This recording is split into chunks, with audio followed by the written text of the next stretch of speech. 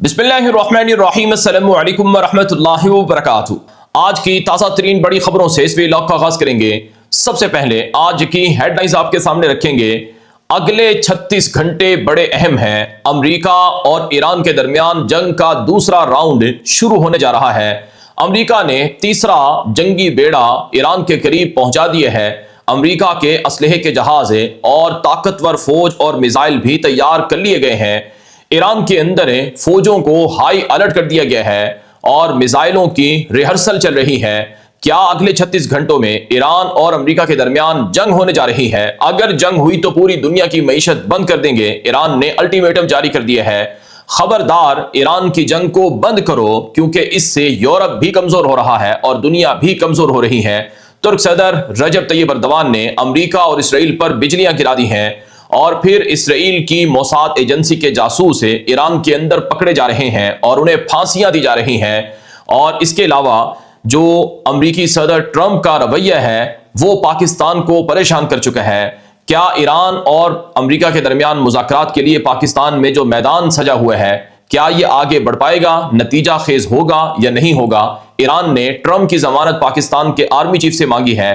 क्या पाकिस्तान ईरान और अमेरिका में सुलह करवा सकता है और खतरनाक जंग को रुकवा सकता है? क्योंकि अमेरिकी पार्लियामेंट के अंदर और सेनेट के अंदर जंग ना रोकने का, जंग को रोकने के हवाले से जो बिल थे चौथी बार मुस्तरद कर दिए गए हैं और कहा गया है कि जंग जारी रहनी चाहिए। और ट्रंप के दोस्त ने भी कहा है कि ईरान की जंग को ऐसे तरीके से खत्म किया जाए कि ईरान पर अमेरिका का कब्जा हो जाए। इस वक्त ईरान और अमेरिका की जो जंग है ये पसे पर्दा बड़ी खतरनाक किस्म की तैयारियां चल रही हैं। मेरे सामने आज की बड़ी खबर है कि अमेरिका का जो तीसरा जंगी बेड़ा है, जिसे जॉर्ज डब्ल्यू बुश कहा जाता है, वो ईरान के करीब मशरिक़ वुस्ता के समंदरों में पहुंचा दिया गया है। जो इस वक्त अमेरिका के दो बड़े बाहरी बेड़ों यानी अब्राहम लिंकन और जो दूसरा जेराल्ड आर फोर्ड है, ये दो बड़े बेड़े हैं जो पहले से मौजूद थे, उनके साथ मिलकर नेवल ब्लॉकेड को, बाहरी हिसार को आगे बढ़ा रहा है। यानी तीन बाहरी बेड़े अमेरिका के पहुंच चुके हैं, Abraham Lincoln, Gerald R Ford और जॉर्ज डब्ल्यू बुश। तो ये तीनों बेड़े ईरान के खिलाफ जंग के लिए खतरनाक किस्म की तैयारी करके आए हुए हैं। हर बेड़े पर 70 से ज्यादा जहाज लदे हुए हैं, यानी 250 जहाज अमेरिका के इन बेड़ों पर लदे हुए हैं। इसके अलावा अमेरिका से असलहे के जहाज़ों की जो तरसील है वो मुसलसल जारी है और इतलात के मुताबिक अमेरिका जंग बंदी का 16वां दिन है। ईरान और अमेरिका में जो जंग बंदी का 16वां दिन है, तो आज अब तक अमेरिका कोई 100 से ज़ायद असलहे के जहाज मशरिक़ वुस्ता में भेज चुका है। और ट्रंप ने कल इसी हवाले से बयान भी दिया था कि हम अपने आप को रीलोड कर चुके हैं और हमारी प्रिपरेशन ज़्यादा है। अब अमेरिकी जो सदर का दोस्त है, जो कि जंग को भड़काने का मेन किरदार है, Lindsey Graham, senator Lindsey Graham, इसका बयान आप जरा देख लें। सेनेटर लिंडसे ग्राहम ने अपने एक्स अकाउंट की पोस्ट में लिखा कि मैंने अमेरिकी सदर ट्रंप से फोन पर बात की है और मैंने अमेरिकी वजीर जंग से यानी पैट हेक्सेट से भी फोन पर बात की है। मैंने दोनों को कहा है कि आपको मुबारक हो, आपका बाहरी मुहासरा कामयाब हो रहा है। ईरान का नेवल ब्लॉकेड कभी मत खोलना, क्योंकि ईरान इसी नेवल ब्लॉकेड से, बाहरी मुहासरे से तबाह होगा और तड़पेगा और इसी के जरिए से गिर जाएगा। हमें यह बाहरी मुहासरा खत्म नहीं करना है बल्कि इसको और ज्यादा सख्त करना है। यह लिंडसे ग्राहम की ताज़ा तरीन स्टेटमेंट है।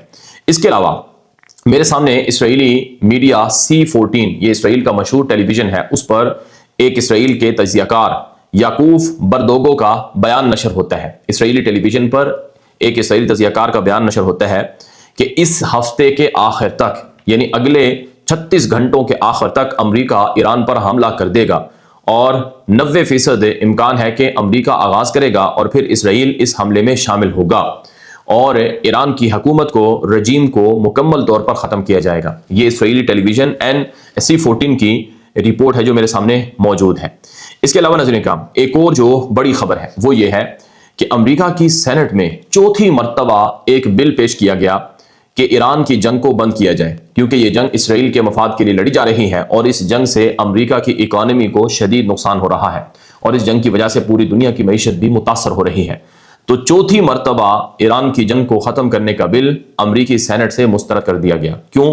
क्योंकि ट्रंप की जो पार्टी है, रिपब्लिकन पार्टी, उसकी अक्सरियत है सेनेट में, उनके सेनेटर ज़्यादा हैं, तो उन्होंने बिल के खिलाफ वोट दिया, जिसकी वजह से वो बिल पास नहीं हो सका और वो बिल मुस्तरद कर दिया गया। अब ट्रंप की पार्टी के लोग ईरान की जंग को ख़त्म करने के खिलाफ वोट दे रहे हैं कि ये जंग खत्म ना हो, यानी ये जंग जारी रहे। तो इसका मतलब क्या है कि ट्रंप का ये फैसला है कि अभी हमें ईरान की जंग खत्म नहीं करनी, बल्कि ईरान की जंग अभी लड़नी है, यहां तक कि हम ईरान पर कब्जा कर लें। تو یہ ساری چیزیں اس بات کی طرف اشارہ کر رہی ہیں کہ جنگ ہونے والی ہے اور صورتحال بہت زیادہ گڑبڑ ہے۔ چنانچہ آپ یہ ایک اور خبر دیکھیں، ترک صدر رجب طیب اردوان نے جرمن صدر سے فون پر بات کی ہے۔ جو میرے سامنے رپورٹ موجود ہے کہ ترک صدر رجب طیب اردوان نے جرمن صدر کو کہا ہے کہ اگر ایران کی جنگ بند نہ ہوئی تو یورپ اور زیادہ کمزور ہو جائے گا۔ ایران کی جنگ جاری ہونے سے یورپ کی اکانومی تباہ ہو رہی ہے، یورپ کمزور ہو رہا ہے۔ یورپی ممالک امریکہ پر پریشر ڈالیں، دباؤ ڈالیں اور اسرائیل پر دباؤ ڈالیں کہ وہ ایران کی جنگ کو ختم کرے، بند کرے، کیونکہ ایران کی جنگ سے یورپ بھی کمزور ہو رہا ہے، مشرق وسطیٰ اور پوری دنیا متاثر ہو رہی ہے۔ ترکی کے صدر رجب طیب اردوان نے ایران کے اعلیٰ حکام سے فون پر رابطے بھی جاری رکھے ہوئے ہیں اور ترک وزیر خارجہ حاکان فیدان کے بھی رابطے جاری ہیں۔ رپورٹس بتا رہی ہیں کہ ترکی نے ایران کے ساتھ کھڑے ہونے کا اعلان کر رکھا ہے اور امریکہ اور اسرائیل کو کہا ہے کہ یہ جنگ اگر بند نہیں ہوگی تو اس کا نقصان سراسر امریکہ کو ہوگا اور فائدہ اسرائیل کو ہوگا۔ اسرائیل چاہتا ہے کہ آگ بلتی رہے، جلتی رہے، آگ بھڑکتی رہے اور آگ کی وجہ سے نقصان آس پاس کے ملکوں کو ہوتا رہے۔ تو ترکی نے کہا ہے کہ ہم ایران کی حمایت اور مدد جاری رکھیں گے اور اس جنگ کو بند کرانا لازمی ہے، ضروری ہے۔ اس کے علاوہ فائنینشل ٹائمز، یہ برطانوی میڈیا ہے، اس پر ایک رپورٹ چھپتی ہے جس میں مشہور امریکی سابق اسٹیٹ ڈپارٹمنٹ کے مشیر اور صحافی تجزیہ کار ولی نصر کا بیان بھی نشر ہوتا ہے کہ پاکستان کے عالمی چیف امریکہ اور ایران کے درمیان جاری مذاکرات کو کامیاب کرانا چاہتے ہیں اور ان مذاکرات کو ناکامی سے بچانا چاہتے ہیں۔ پاکستان کے آرمی چیف سے ایران نے ایک واضح ضمانت مانگی ہے کہ ہم پاکستان کے اندر امریکہ سے مذاکرات کے لیے دوبارہ آ جائیں گے، لیکن سوال یہ ہے کہ کیا ٹرمپ کی ضمانت دی جا سکتی ہے کہ وہ مذاکرات کہ دوسرے راؤنڈ میں ہماری شرکت کے بعد نیول بلاکیڈ کو، باہری محاصرے کو ختم کر دیں گے اور دوبارہ ہمیں دھمکیاں نہیں دیں گے یا ہم پر دوبارہ حملہ نہیں کریں گے؟ تو ٹرمپ کی ضمانت کوئی نہیں دے سکتا ہے، ٹرمپ کبھی بھی کچھ بھی کر سکتا ہے، یہ فائنینشل ٹائمز کے اندر لکھا گیا۔ اسی وجہ سے ابھی تک پاکستان میں مذاکرات کا دوسرا راؤنڈ نہیں ہو پا رہا ہے۔ اگرچہ آج پاکستان کے وزیر داخلہ محسن نقوی کی جو امریکی ہائی کمیشن کی خاتون ہے اس سے ملاقات ہوئی ہے اور اس ملاقات میں امریکہ اور ایران کے درمیان مذاکرات کے دوسرے راؤنڈ کو آگے بڑھانے اور کامیاب کرانے کے لیے پس پردہ ڈپلومیسی کی کوششوں کو کامیاب بنانے پر بات چیت ہوئی ہے۔ لیکن بہرحال امریکی میڈیا اور برطانوی اور انٹرنیشنل میڈیا یہ کہہ رہا ہے کہ جنگ امریکی صدر ٹرمپ کی وجہ سے ختم نہیں ہو رہی ہے اور ٹرمپ پس پردہ اسرائیل کے زیر اثر ہے اور وہ اس جنگ کے دوسرے راؤنڈ کو شروع کرنا چاہتا ہے۔ یہاں پر ایک اور خبر بھی دیکھ لیں آپ، امریکی صدر ٹرمپ نے اپنے ایکس اکاؤنٹ پر پوسٹ لگائی کہ مجھے پتا چلا ہے کہ ایران میں 8 عورتوں کو پھانسیاں دی جانی تھیں، جن میں سے کچھ عورتوں کو تو چھوڑ دیا گیا ہے اور کچھ کو 1 مہینے کی سزا دے کر چھوڑ دیا گیا ہے۔ یہ بات ٹرمپ نے اپنے آفیشیل ایکس اکاؤنٹ پر اور دی ٹروتھ پر سٹیٹمنٹ جاری کی، اس میں یہ بات لکھی۔ لیکن جو ایرانی میڈیا ہے اور ایرانی ایمبیسیز ہیں اور دیگر میڈیا ہے وہ یہ بتا رہا ہے کہ یہ فیک نیوز تھی، اے آئی جنریٹڈ عورتوں کی تصاویر لگا کر اسرائیل نے پروپیگنڈا کیا کہ دیکھو ایران کے اندر عورتوں کو پھانسیاں دی جا رہی ہیں۔ یعنی اسرائیل ایران کے خلاف ٹرمپ کو خوب بھڑکا رہا ہے اور ٹرمپ ایران کے خلاف اسرائیل کی باتیں مان رہا ہے اور اسی وجہ سے وہ جنگ کو دوبارہ شروع کرنے کے لیے تیار بیٹھا ہوا ہے۔ اس کے علاوہ محمد مرادی، یہ ایران کے مشہور تجزیہ کار ہیں اور ایرانی حکومت کے قریب ترین شخص سمجھے جاتے ہیں۔ انہوں نے آج اپنی ایک تازہ سٹیٹمنٹ میں کہا ہے، جو کہ انہوں نے ایک ٹی وی پر انٹرویو میں کہا ہے کہ اگر جنگ ہوئی تو پوری دنیا کی اکانومی اس مرتبہ بند ہو جائے گی۔ اگر جنگ امریکہ نے دوبارہ شروع کی تو صرف امریکہ ہی نہیں، اسرائیل ہی نہیں، بلکہ پوری دنیا کی اکانومی کو ہم بند کر دیں گے۔ پہلے ہی آبنائے ہرمز کی بندش سے، اسٹریٹ آف ہرمز کی بندش سے پہلے ہی جو دنیا کا 20% تیل ہے وہ ختم ہو چکا ہے۔ جو 8 گلف نیشن ہے، عرب ملک ہیں، ان کی اکانومی تباہ ہو چکی ہے۔ کویت، بحرین، سلطنت عمان، سعودی عرب، UAE اور قطر، یہ 6 ملک ہیں۔ اس کے علاوہ عراق اور خود ایران بھی، یہ 8 ملک ہیں جن کی اکانومی اس کی وجہ سے، آبنائے ہرمز کی وجہ سے، اس جنگ کی وجہ سے تباہ ہو رہی ہے۔ اور پھر پوری دنیا کے اندر تیل کی قلت ہے، کمی ہے، اور پوری دنیا میں تیل نہ ہونے کی وجہ سے مہنگائی ہے اور پوری دنیا متاثر ہے۔ اور اگر جنگ دوبارہ شروع ہوتی ہے تو ایران نے پلاننگ کر رکھی ہے کہ اب ہم ریڈ سی کو بھی بند کر دیں گے، باب المندب کو بھی بند کر دیں گے۔ تو پس پردہ ایران کے اندر بھی جو جنگی تیاریاں ہیں وہ چل رہی ہیں۔ بہرحال ایک اور بڑی خبر اس وقت میرے سامنے ہے کہ آج ایران کے اندر ایک اور اسرائیلی جاسوس کو پھانسی پر لٹکا دیا گیا ہے۔ ایرانی میڈیا اور دیگر انٹرنیشنل میڈیا پر یہ رپورٹ نشر ہو رہی ہے کہ مجاہدین خلق نامی ایک بین تنظیم ہے، اس سے منسلک ایک ایسا شخص تھا جو پس پردہ اسرائیل کی موساد ایجنسی سے رابطوں میں تھا، اسے پھانسی دے دی گئی ہے۔ کل بھی ایک شخص کو پھانسی پر لٹکایا گیا اور آج دوسرے شخص کو پھانسی دی گئی ہے۔ تو اس کا مطلب ہے کہ ایران کے اندر امریکی صدر ٹرمپ کی جو باتیں تھیں کہ ایران میں پھانسیوں کو روک دیا گیا ہے، یا ایران کے اندر اب ہماری بات مانی جا رہی ہے، وہ سب باتیں محض لوگوں کو دکھانے کے لیے ہیں، ورنہ حقیقتاً ایران اپنے مطابق اپنے فیصلے آزادی سے کر رہا ہے اور جھکنے والا نہیں ہے۔ ایران کے جو قاضی القضات ہیں، چیف جسٹس ہیں، انہوں نے اپنے بیان میں کہا ہے کہ اسرائیل اور امریکہ کی جو منصوبے بندیاں ہیں وہ بڑی خطرناک ہیں۔ اسرائیل اور امریکہ چاہتے ہیں کہ وہ ایران کو ختم کر کے خطے کے اندر تمام مزاحمتی ممالک کو اپنے سامنے گرا دے، جھکا دے، اور اسرائیل کا منصوبہ ہے کہ مسجد اقصیٰ کو اور فلسطین کو اور ان کے نام کو، نشان کو مٹا دے۔ ایران یہ چیزیں ہونے نہیں دے گا، اور ایران فلسطین کے ساتھ بھی کھڑا ہوا ہے اور خطے کے اندر اسرائیل کے منصوبوں کے راستے میں بھی رکاوٹ ہے، اور ہم گریٹر اسرائیل نہیں بننے دیں گے، ایکسپینشن ہونے نہیں دیں گے۔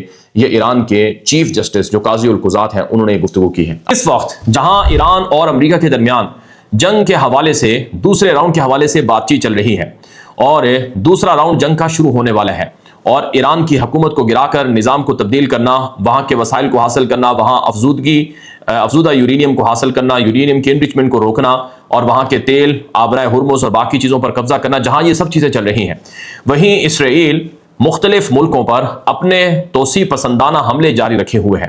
لبنان کے اوپر بھی حملے چل رہے ہیں، ویسٹ بینک پر بھی حملے ہو رہے ہیں، غزہ پر بھی حملے چل رہے ہیں، اور تو اور شام پر بھی حملے شروع ہو چکے ہیں۔ یہ آپ خبریں دیکھتے جائیں، آپ کو پتہ چل جائے گا کہ ہو کیا رہا ہے۔ سب سے پہلے غزہ کے حوالے سے، جہاں جنگ بندی ہے، آدھا غزہ آج بھی اسرائیلی فوج کے قبضے میں ہے۔ یلو لائن کے نام پر بارڈر لائن، ڈیوائیڈنگ لائن بنائی گئی ہے، جس میں آدھا غزہ یعنی 50% سے زائد کا جو غزہ ہے وہ اسرائیلی فوج کے کنٹرول میں ہے، جبکہ باقی جو آدھا غزہ ہے وہ غزہ کے مظلوم لوگوں کے پاس ہے، 18 لاکھ سے زائد۔ اب غزہ کے اندر اسرائیل نے جنگ بندی تو کر رکھی ہے، ٹرمپ نے امن بورڈ بھی بنا رکھا ہے، جو ٹرمپ نے غزہ کے حوالے سے امن بورڈ بنایا تھا وہ بھی موجود ہے، یہاں تک کہ غزہ میں ٹیکنوکریٹ گورنمنٹ کا سیٹ اپ بھی موجود ہے۔ غزہ کے اندر مقامی سطح پر پولیس اور امن و امان کے انتظامی ادارے بھی بن گئے ہیں، لیکن اسرائیل کے حملے نہیں رکے ہیں۔ ابھی جو تازہ خبر میرے سامنے موجود ہے، الجزیرہ نے اپنی رپورٹ میں بتایا کہ غزہ کے بیت لاہیہ علاقے پر اسرائیل کا حملہ ہوتا ہے، جہاں 5 غزہ کے شہریوں کو مار دیا جاتا ہے۔ یہ بات الجزیرہ نے رپورٹ کی ہے۔ اس کے علاوہ الجزیرہ کی دوسری رپورٹ میں بتایا گیا کہ خان یونس جو غزہ کا ایک اہم شہر ہے، وہاں پر بھی اسرائیل کا حملہ ہوا ہے، جہاں کم سے کم 1 شخص موقع پر جاں بحق ہوا، جبکہ 3 لوگ زخمی ہوئے ہیں، اور غزہ کے اندر ان تازہ حملوں میں 2 بچے بھی ٹارگٹ ہوئے ہیں، نشانہ بنے ہیں۔ اب آپ تصور کریں کہ جنگ بندی بھی چل رہی ہے، امن بورڈ بھی چل رہا ہے، غزہ میں نام نہاد ٹیکنوکریٹ گورنمنٹ بھی ہے، اور نام نہاد امن کے ضامن ممالک بھی ہیں، جیسے ترکی ہے، جیسے پاکستان ہے، جیسے مصر ہے، جیسے سعودی عرب ہے، قطر ہے۔ یعنی یہ سارے ممالک ہیں جو ٹرمپ کے ساتھ بیٹھے تھے۔ امن بورڈ کی ایک بہت بڑی میٹنگ ہوئی تھی اور اعلان کیا گیا تھا کہ آج کے بعد غزہ میں لڑائی نہیں ہوگی، لیکن روزانہ اسرائیل غزہ پر حملے کرتا ہے، اسرائیل کو کوئی نہیں پوچھتا ہے۔ ابھی میرے سامنے اسرائیلی میڈیا یدیو تحرنوں کی رپورٹ موجود ہے۔ اسرائیلی فوج نے دعویٰ کیا ہے کہ دراصل ہم نے جو بمباری کی ہے وہ دہشت گردوں پر حملہ کیا ہے، وہ دہشت گرد جو یلو لائن کو کراس کرنے کی کوشش کر رہے تھے، جبکہ مقامی میڈیا بتا رہا ہے کہ وہاں غزہ کے مقامی بچے جو ہیں وہ اسرائیلی حملے میں نشانہ بنے ہیں۔ اب آپ تصور کر لیں انسانی حقوق کہاں ہے اور عالمی برادری کہاں ہے۔ تبھی تو اسپین کا وزیر اعظم پیدرو سینچیز کہتا ہے کہ دنیا میں سب سے زیادہ انسانی حقوق اسرائیل نے پامال کیے ہیں، اور اسپین نے، آئرلینڈ نے، یہاں تک کہ دیگر یورپی ممالک نے اسرائیل کے ساتھ تعلقات انسانی حقوق کی وائلیشن، جنگی جرائم کے ارتکاب کی وجہ سے ختم کرنا شروع کر دیے ہیں۔ اب آپ ویسٹ بینک کو دیکھ لیں، فلسطین کا وہ علاقہ جہاں جنگ نہیں ہے لیکن اسرائیل کے حملے چل رہے ہیں۔ الجزیرہ کی رپورٹ کے مطابق ویسٹ بینک فلسطین کے اندر پچھلے 2 دنوں میں 3 فلسطینی مسلمانوں کو قتل کر دیا گیا ہے اسرائیل کے صہیونی سیٹلر آبادکاروں کے حملوں میں، یعنی وہ آبادکار جو فلسطین کے اندر آ کر فلسطینیوں کی زمینوں پر قبضہ کر کے بسائے گئے ہیں، ان کے حملوں میں 3 فلسطینی مار دیے گئے ہیں۔ اور یہ خبر اسرائیل کے media the Times of Israel نے بھی نشر کی ہے۔ The Times of Israel Israeli media ہے، اس نے بھی لکھا ہے کہ سیٹلرز یعنی جو یہودی وہاں بستے ہیں، فلسطینیوں کی زمینوں پر قبضہ کر کے یا بسائے گئے ہیں، ان کے حملوں میں فلسطینی مارے گئے ہیں۔ یہ بات اسرائیل کا اپنا میڈیا بھی بتا رہا ہے، لیکن انسانی حقوق خاموش ہے۔ اور یہاں تک کہ جرمن چانسلر نے اسرائیلی وزیر اعظم کو کہا کہ تم ویسٹ بینک میں صہیونی آبادکاروں کے حملے روکو اور وہاں پر اینیکسیشن کے جو پلان ہے یعنی فلسطینی زمینوں پر قبضے کے ان کو بند کرواؤ، لیکن اسرائیلی وزیر اعظم کچھ بھی نہیں کرتا ہے۔ اب یہاں پر اسرائیل کے متشدد جو صہیونی وزیر خزانہ ہے سموٹرچ، اس کا بیان آپ دیکھ لیں۔ سموٹرچ کا تازہ بیان سامنے آتا ہے، یہ اسرائیل کا وزیر خزانہ ہے، نیتن یاہو کا اتحادی ہے اور اہم مذہبی کٹر پسند یہودی جماعت کا یہ اہم کرندہ ہے۔ اس نے بیان میں کہا ہے کہ فلسطینی جو ہیں یہ شر کا محور ہے اور شر کے محور کا جز ہے، یعنی جتنا بھی شر اور برائی دنیا میں ہے ان میں سے ایک فلسطینی بھی ہے۔ اب یہ بات میں نہیں کر رہا ہوں، یہ بات اسرائیل کا وزیر خزانہ سموٹرچ کر رہا ہے، اور اس نے یہ بھی کہا کہ اسرائیل گریٹر اسرائیل کی طرف بڑھتا رہے گا، ایکسپینشن کرتا رہے گا، توسیع کرتا رہے گا، ہمیں کوئی نہیں روک سکتا ہے۔ یہ اسرائیلی وزیر خزانہ کا بیان ہے۔ یہی اسرائیلی وزیر خزانہ ہے جس نے 2 دن پہلے فلسطین کے ویسٹ بینک کے علاقوں میں مزید 2 یہودی بستیوں کو بسانے کا اعلان کیا تھا اور اس کا افتتاح کیا تھا، اور یہی وزیر خزانہ ہے جو E3 کے نام سے فلسطین کے ویسٹ بینک کے القدس کے علاقے ہیں وہاں پر یہ یہودی آباد کاری کر رہا ہے۔ اور ابھی میرے سامنے ایک اور رپورٹ موجود ہے جسے اسرائیل کے میڈیا یدیوت احرنوت نے نشر کیا کہ ویسٹ بینک میں 2005 میں جو فلسطینی زمینوں پر ناجائز غیر قانونی طور پر یہودی بستیاں بسائی گئی تھیں جن کو خالی 2005 میں کرایا گیا تھا، ان 2 یہودی بستیوں کو دوبارہ سے بسایا جائے گا اور بحال کیا جائے گا۔ یعنی آج سے 21 سال پہلے جن یہودی بستیوں کو ختم کر دیا گیا تھا کہ وہ انلیگل ہے، غیر قانونی ہے، اقوام متحدہ کی قراردادیں ہیں کہ فلسطینی زمینوں پر اسرائیل آبادکاری نہیں کر سکتا ہے، تو وہ 21 سال کے بعد ان زمینوں کو دوبارہ حاصل کیا جائے گا اور وہاں پر دوبارہ یہودیوں کو بسایا جائے گا۔ یہ اسرائیلی میڈیا یدیوت احرنوت کی رپورٹ ہے۔ اس سے آپ اندازہ لگا لیں کہ غزہ اور فلسطین اور ویسٹ بینک پر اسرائیل کے حملے کس انداز سے اور کس نتیجے سے چل رہے ہیں، اور یہ ایتھنک کلینزنگ ہے، یہ زبردستی جبرن فورسفلی فلسطینیوں کو اپنے گھروں سے بے گھر کرنا ہے۔ اور ویسے بھی ویسٹ بینک کے اندر لاکھوں لوگ بے گھر ہو چکے ہیں پچھلے 2-2.5 سالوں میں جب سے نیتن یاہو کی متشدد حکومت اسرائیل کے اندر موجود ہے۔ اقوام متحدہ کے سربراہ اور جو سیکرٹری جنرل ہیں انتونیو گوتریش اور مزید جو رپورٹس ہیں وہ بتا چکے ہیں کہ اسرائیل کس طرح سے وہاں لوگوں کو مار رہا ہے، ہراساں کر رہا ہے۔ ایک اور بڑی خبر آپ کے سامنے رکھیں گے، اسرائیل کی ہائی کورٹ میں جو کہ سب سے بڑی عدالت ہے وہاں پر آج ایک قرارداد آئی ہے، ایک مقدمے کی سماعت ہوئی ہے کہ نیتن یاہو کی حکومت 7 اکتوبر میں ناکام ہوئی تھی، لہٰذا 7 اکتوبر میں ناکامی کے جو ذمہ دار ہیں ان کی تحقیقات انویسٹیگیشن کر کے انہیں سزائیں دی جائیں اور 7 اکتوبر کی تحقیق شروع کی جائے کہ یہ حملہ کیسے ہوا اور اسرائیلی فوج اور حکومت کیسے ناکام ہوئی۔ نیتن یاہو کی حکومت 7 اکتوبر کی تحقیقات رکوانا چاہتی ہے اور اس نے کہا کہ جب تک ایران کی جنگ کو نہ جیت لیا جائے تب تک 7 اکتوبر کی انویسٹیگیشن نہیں ہو سکتی ہے۔ یاد رہے نیتن یاہو کا یہ آخری سال ہے، اکتوبر میں اسرائیل میں الیکشن ہے اور نیتن یاہو کو جانا ہے۔ اسرائیل کی عوام، عدالت، سب کچھ اسرائیل کی نیتن یاہو کی حکومت کے خلاف ہے کیونکہ اس کی وجہ سے اسرائیل عالمی سطح پر بھی تنہا ہوا ہے اور پوری دنیا اسرائیل کی بدنامی دیکھ رہی ہے۔ یہاں پر ایک اور بڑی خبر یہ لبنان سے متعلق ہے۔ لبنان میں کہنے کو تو 10 روزہ جنگ بندی کا پیریڈ چل رہا ہے لیکن اسرائیل کے حملے بدستور جاری ہیں۔ لبنان میں ایک مشہور صحافی تھی، وہ اسرائیلی بمباری کے اندر قتل کر دی گئی ہیں۔ اسرائیل کا دعویٰ ہے، Israeli media the Times of Israel نے لکھا کہ دراصل جو صحافی عمل قتل ہوئی ہیں ان کا تعلق حزب اللہ سے تھا، اس وجہ سے ان کو مارا گیا ہے، جبکہ عالمی میڈیا رپورٹ کر رہا ہے کہ جرنلسٹ اور صحافی جب وہ کسی ادارے کے ساتھ منسلک ہوں یا صحافتی ذمہ داری انہوں نے پریس جو جیکٹ ہے وہ پہنی ہوتی ہے تو ان کو ٹارگٹ نہیں کیا جاتا ہے، لیکن اسرائیل جان بوجھ کر صحافیوں کو دھیرے دھیرے، جیسے غزہ میں 250 سے زائد صحافیوں کو مارا، ایسے ہی لبنان میں مار رہا ہے۔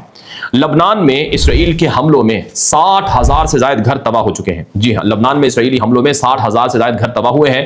یہ الجزیرہ کی مکمل تحقیقاتی رپورٹ آئی ہے اور یہ گھر اسرائیل کے حملوں کے اندر تباہ ہوئے ہیں۔ اب آپ تصور کریں 60,000 گھر کوئی معمولی بات نہیں ہے، بہت بڑا وسیع رقبہ ہے جہاں 60,000 گھر ہوں گے جن کو تباہ اسرائیل نے کیا ہے اور نہ جانے کتنے ہزار بم استعمال کیے ہوں گے۔